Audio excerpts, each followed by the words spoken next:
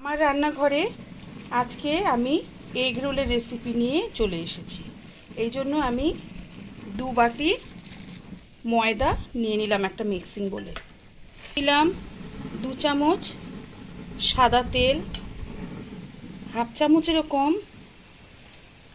চিনি, নুন, সামান্য একটুখানি চিনি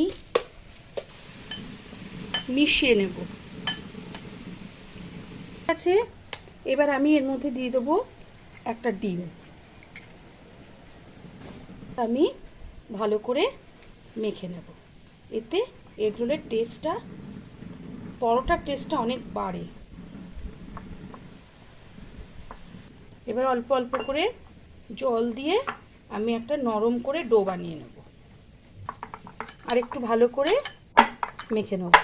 যারা ডিম দিতে চাইবে না তারা একটু টক দই দিলে পরোটাটা নরম হবে। এভাবে আমি 10 মিনিট রেস্টে রেখে দেব ঢাকা দিয়ে। বানিয়ে নেব। এর জন্য আমি নিলাম 2টো এলাচ, 8টা 10টা গোলমরিচ আর একটু জিরে আর একটু মৌরি হাফ কম করে নিয়ে নেড়ে নেব। এবার আমি এর থেকে লেচি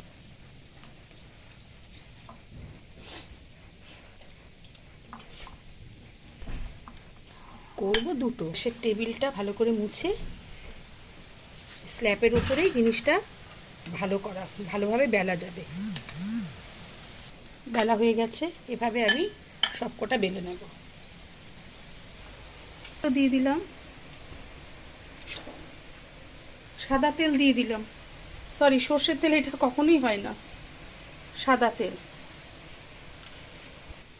নুন ফেটিয়ে নেব।